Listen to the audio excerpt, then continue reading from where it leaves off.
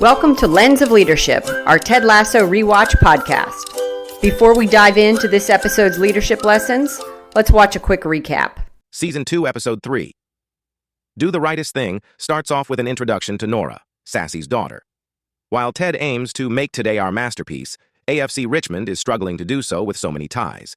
Keeley is working on branding the players. Rebecca aims to win back Nora with a fun day. Jamie has taken his place on the reserve squad. Sam texts his dad about the ad for Dubai Air. His dad is very disappointed because of the practices of the company.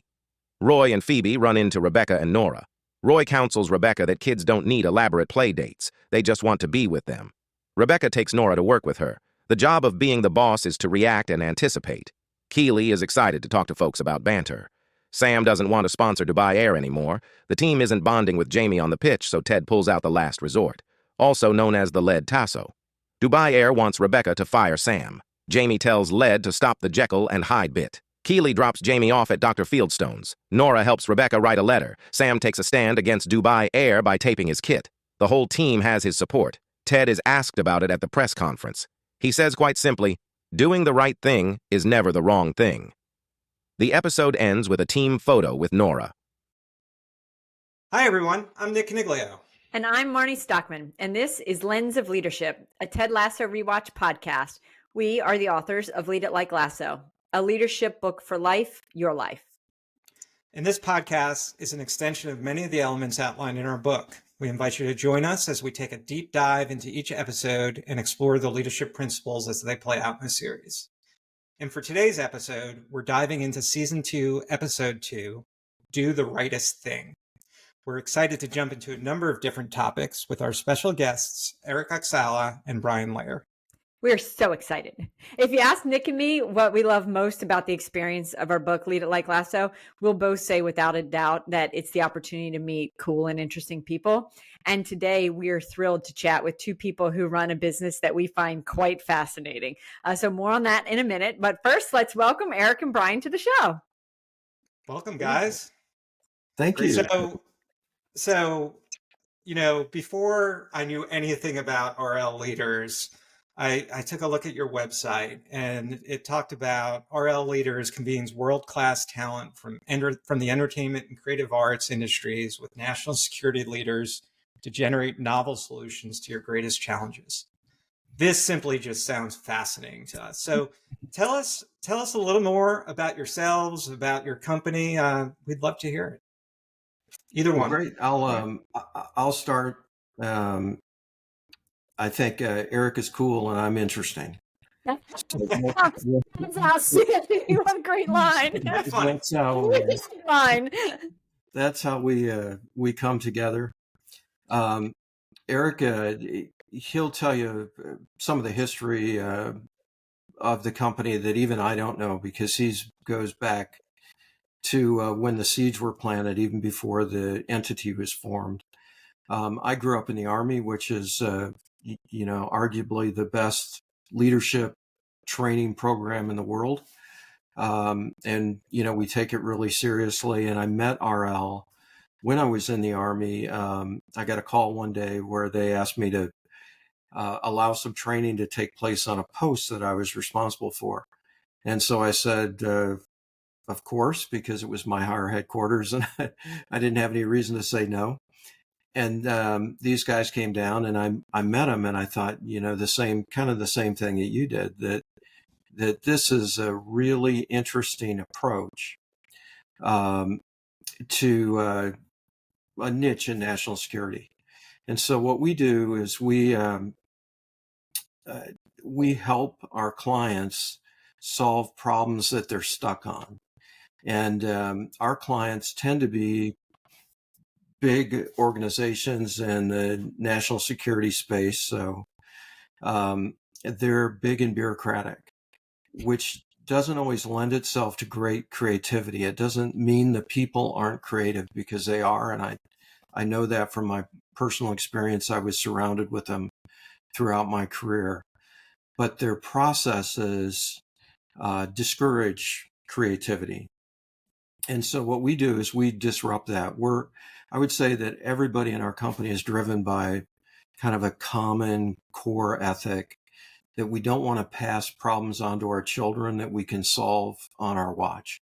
And so that's what we do when we meet a new client. We offer them the help with the problems that are keeping them up at night.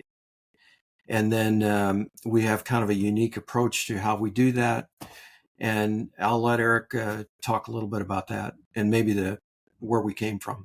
Yeah, absolutely. Thanks, Brian. So at RL, when I'm asked what we do or what sort of work we do, I say we sort of fancy ourselves as the nexus between the entertainment industry and the national security world. And a lot of times people think, oh, you help Top Gun get made. You help, Tom Cruise get jets and everything. It's actually exactly the opposite. We help organizations like the Navy, the Army, the intelligence community think creatively. We bring creative arts professionals, writers, producers, directors, actors, people in the video game world, hair and makeup. We bring the creative arts broadly defined to national security challenges. And so whether it's helping intel analysts think creatively about different scenarios that might happen, or if we're asked to bring entertainment technology in to help make a scenario more realistic, we can lean on folks from the theme park world. Really, we bring our secret sauce is being able to have access to a network of hundreds of creative arts professionals that we've worked with over the years to bring that creativity and expertise from the entertainment world and apply it to challenges in the national security space. Can I interrupt with a question? Because I find this fascinating. So you mentioned bringing in folks from like theme parks. Mm-hmm. Is there any example you're allowed to tell us, common folk? Absolutely. Yeah, absolutely. The majority of the things that we do, we can talk about. The theme park one, we were asked by, and this is where actually we met Brian, is we were asked by a part of the Defense Department that was tasked with addressing issues related to IEDs and roadside bombs to help imagine a training program that would train soldiers to better to spot and assess an IED prior to it going off, but also to do events post experiencing an IED event. And so we built a training simulator using experts from the theme park world to build, we used the motion platforms that were similar rides that were at Magic Mountain, things like that. So we teamed with people in the entertainment industry, both on the technical side for the mechanics of it, but also on the narrative side for coming up with the scenarios. And that was the system that was brought over to Brian's base that he was talking about, and that's where we first crossed paths.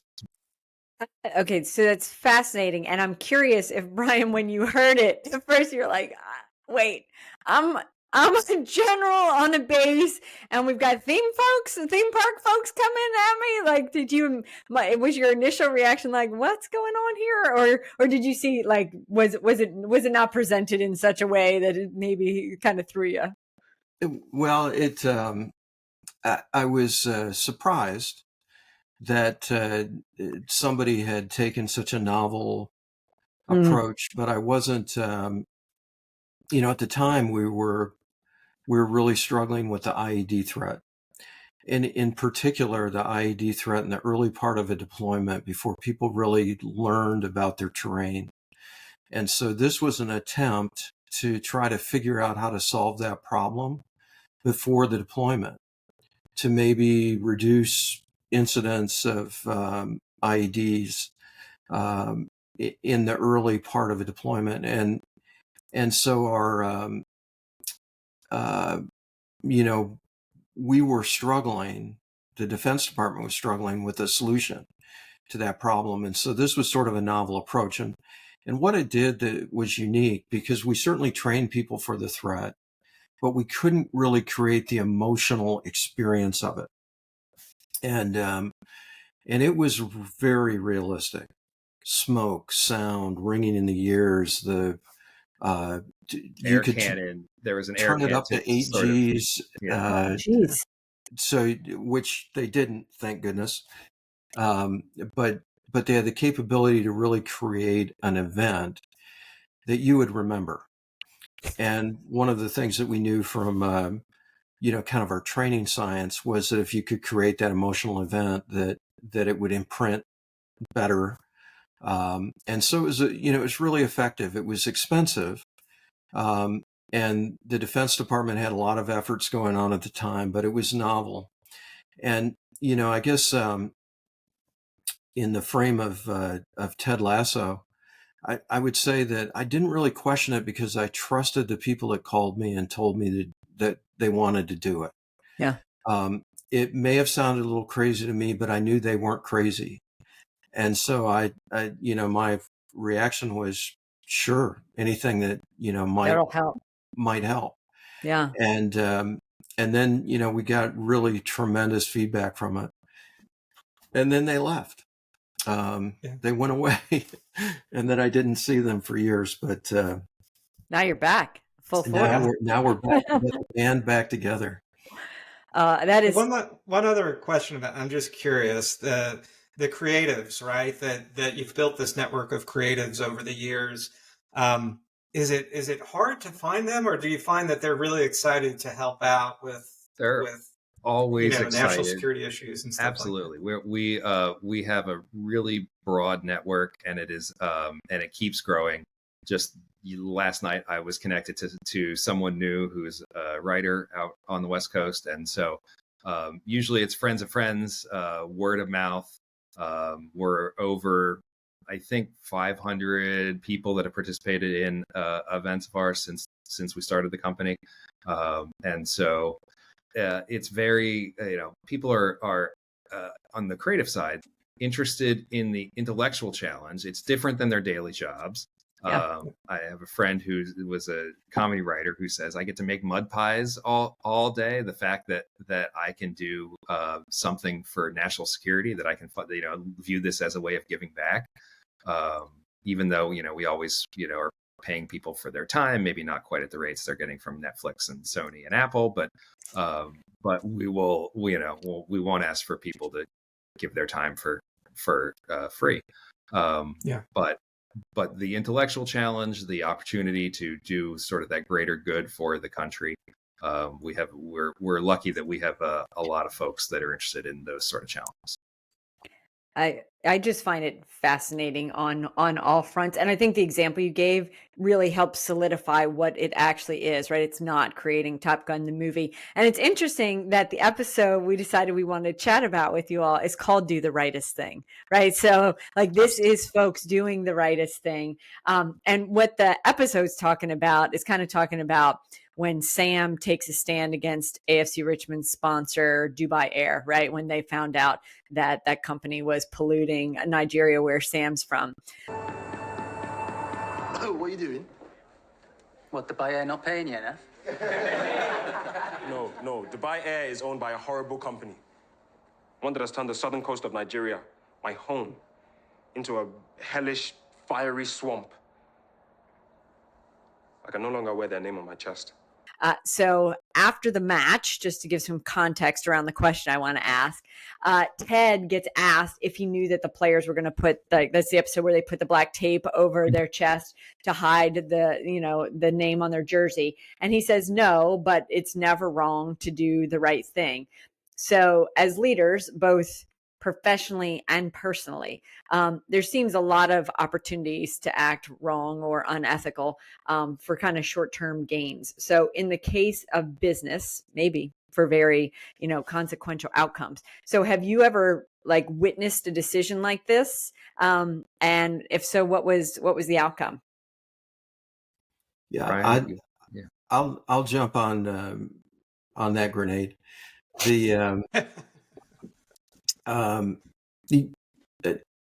In my Army life, obviously lots of ethical decisions that were hard to make.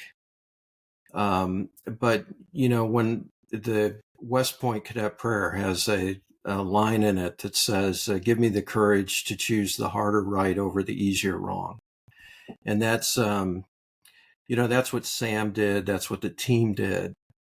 And that's the, it never really is wrong to do the right thing.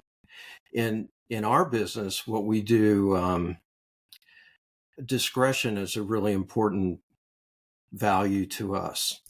Our customers don't always want people to know they're working with Hollywood, and people in Hollywood don't always want people to know that they're working with some of our customers.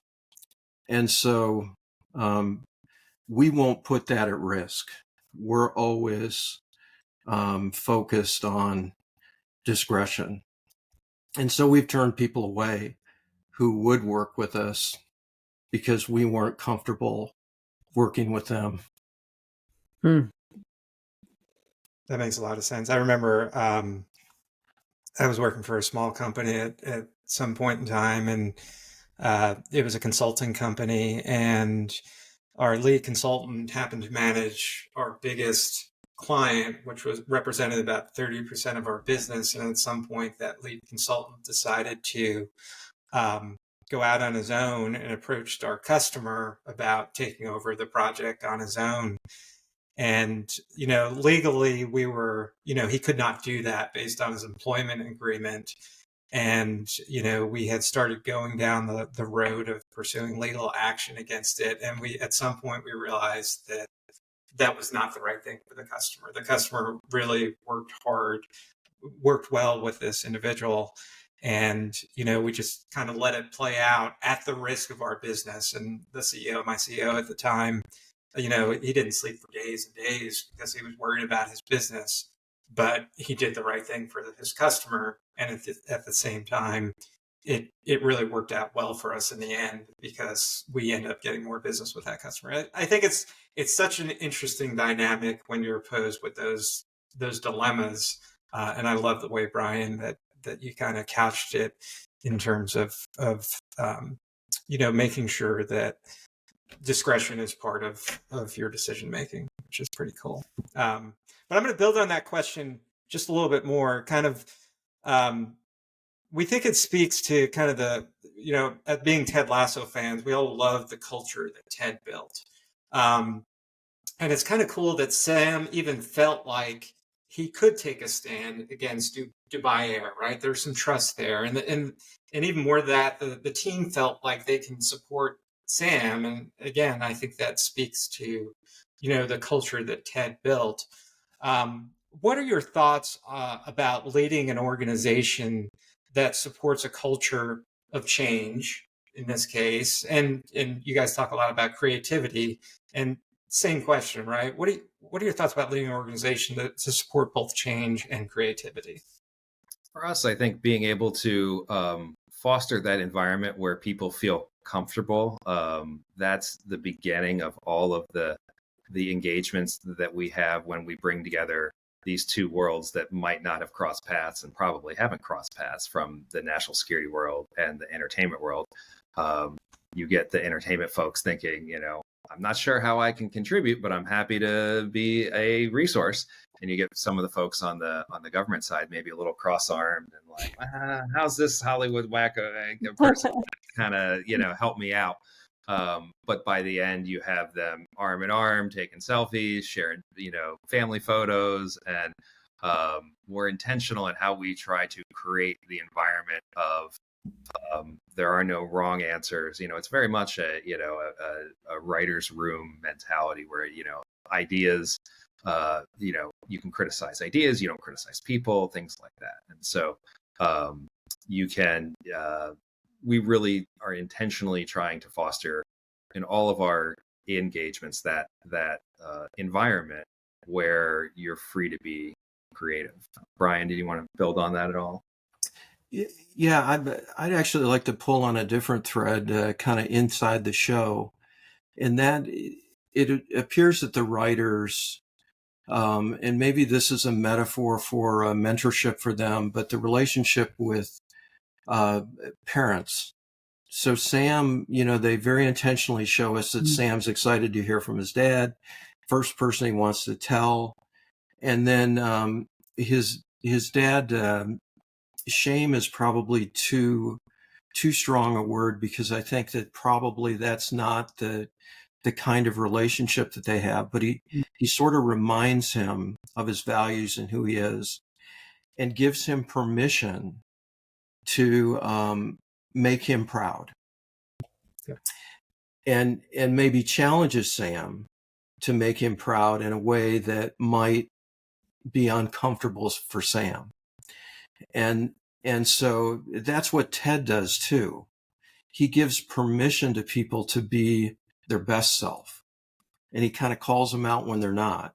And so I thought they handled that really well. And that it seems to me is just a theme that goes throughout the show, is this relationship where they're, I don't know if you I think you're okay with some spoilers, but the Ted and his father, and Jamie and his father, and Rebecca and her parents, and that just comes up again and again. And none of us are the person who showed up. Our slate wasn't clean when we showed up at the workplace. We bring all of that experience and baggage with us. And so I just thought that this episode did a great job of reminding a leader that, the more aware you are of people's kind of history and who they are and who influences them, the more you can shape their future. Oh, that's so true. And the next question I wanted to ask about actually kind of builds from that, because there's the scene where Ted is very aware of sort of the dynamics of what's going on with the team, and he has to call in the last resort, where Coach Beard, who knows Ted, is like, "Oh boy," and Nate's wondering, like, "What is this? What's the last resort?" And it's Led Tasso, Ted's alter ego. On this pitch, interested in not sucking at soccer. All right, coach, we get it. Just stop yelling at everyone. I don't know, whatever this Jekyll and Hyde thing you got going on, but just leave it out, yeah? So one of the things that Nick and I talk about all the time on this podcast is sort of the power of a counterexample, which is what Ted Lasso is. It's the opposite of really what you ever want to have happen as a leader or to a team. But it's a really great way to demonstrate a point or learn fairly quickly, like, okay, that's a big what not to do. So is there any place for counterexamples in your line of work? Absolutely. I think that Brian and I chatted a little bit about this ahead of time in terms of, where these sort of, our methodology of being able to reframe a problem for a client, maybe a little offset from what they're exactly asking for. And so we'll come up with scenarios that are maybe adjacent to what the client specifically said they're looking to solve, but only in the creative space to be able to allow for that discussion where we avoid things like, well, we tried this years ago and it would never work, or the boss would never go for this. And so if you come up with a problem, if you come up with a scenario that is adjacent or offset, but not exactly head on, that gives people the space to be a little more creative and collaborative with the creatives from outside their sort of ecosystem. So that is interesting, because you've explained that, when we first met, you talked to me about the fact that you sometimes take a scenario and then switch it to a more commercialized example. And so I was only thinking of it from the protecting national security aspect of it, but brilliant strategy that it also protects the folks that have lived in that realm to not go down that's not going to work because I've done it this way and that way. So that's really interesting. Yeah. And that's Brian, I think, has seen that from years through his life at the Army and other leadership areas. Yeah. What we try to do is have everybody bring all of their education, training, experience to bear on the problem for the time they're with us. We want them to bring everything they know. But what we don't want to do is we don't want to bring all that institutional friction that they have in their workplace.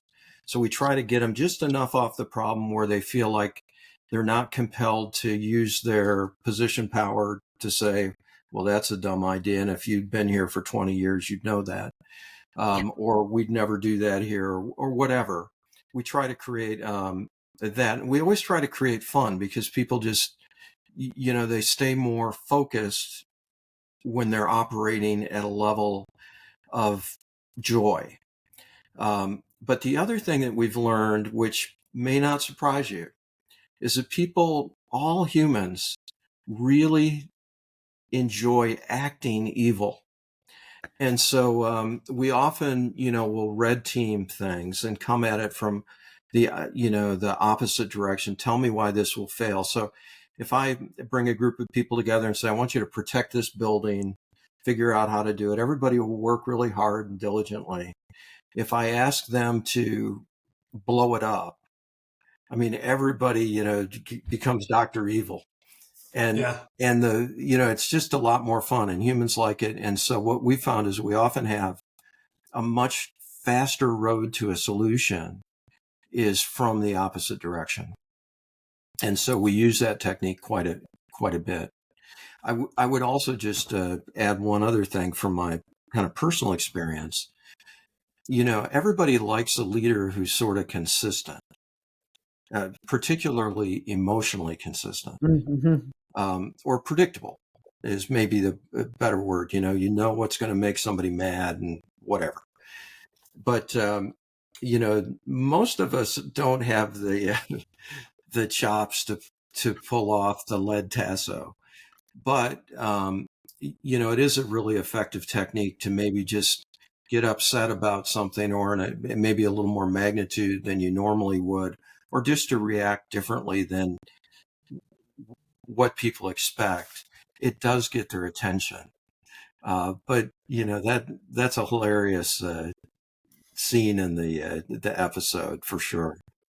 Yeah. My brain is just so there are so many teaching examples that are running through my head right now. And I did one day absolutely pull a Ted Lasso. But I also remember one day where I got super silent and said, you thought yelling would be bad.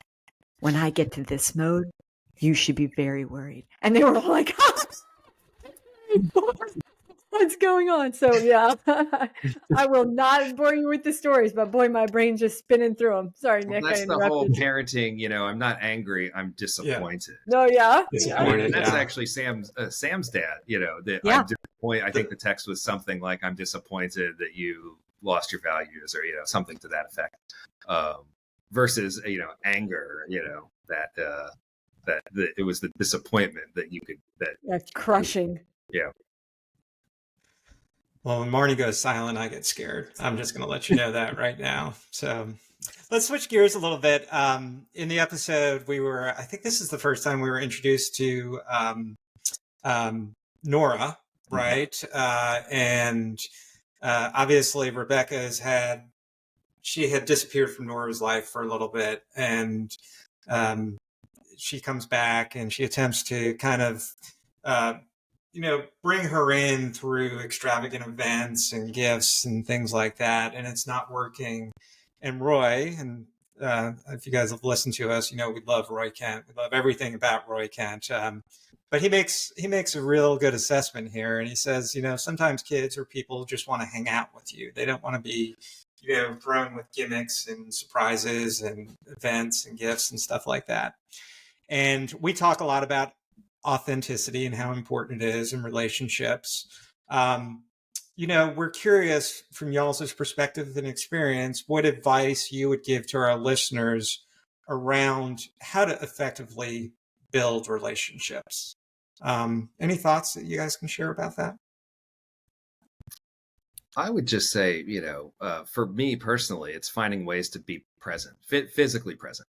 I try as much as I can to, whenever I'm meeting with folks, skip the Zoom, let's grab coffee. Let's get to, I know Marnie, whenever we were able to catch up, there were some emails, but it was like, look, I'll drive over halfway to let's meet up in person. I know personally, that's how I work the best, and forming so much of our business is relationships with our creative network, with our customers, and fostering that trust. And it for me, it's a face-to-face world. And I think face to face, how is the best way that I prefer to work.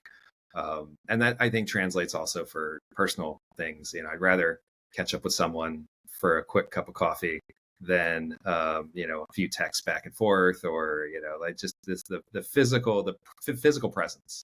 I found to be such an accelerant for that relationship building. Did you notice during the pandemic the negative side to that because you couldn't have that physical? I did, and I was also the interaction? person that was like, let's go walk in the park, let's have a business meeting over coffee or on the golf course, or just drive to some place and have our cars and windows next to each other and chat for 20 minutes. So I found ways to socially distance but be physically, to be able to see people, you look them in the eye, you be able to see micro react, just reactions. That presence, I tried wherever possible to still maintain those. But yes, of course it did suffer for folks that were, I wasn't getting on planes and traveling to, back and forth to the West Coast at all. So Yeah. I'm just- Oh, go ahead. Yeah, I was just going to say, I'm just the opposite, where I'm an introvert. So if it weren't for the illness and the dying and all the bad that came with it, I would say that it was a wonderful, wonderful time because I got so much alone time. But knowing that I'm an introvert, and back to Nick's question, one of the techniques that I learned kind of early in my career that was really effective for me,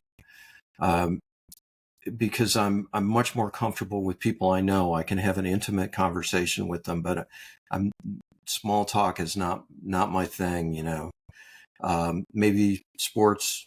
Beyond that, it gets complicated.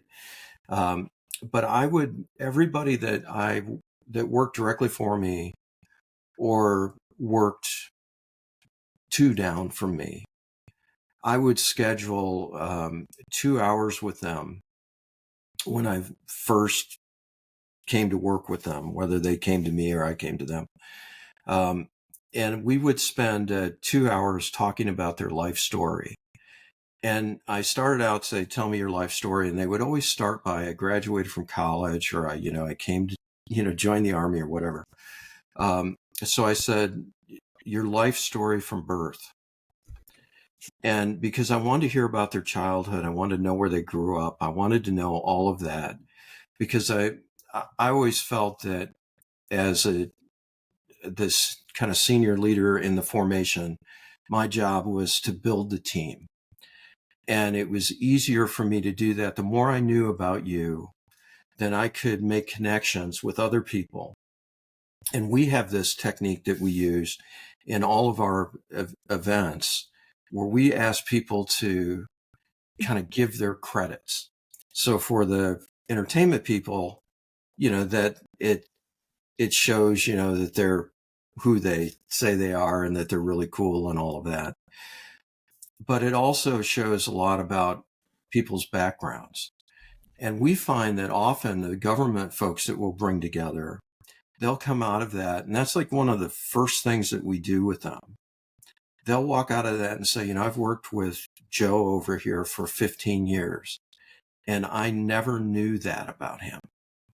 And so, I tried to avoid that in the organizations that I led, but I also wanted to make sure that I would never be uncomfortable walking across the room and starting a conversation with somebody that I worked with when I knew that wasn't my natural inclination.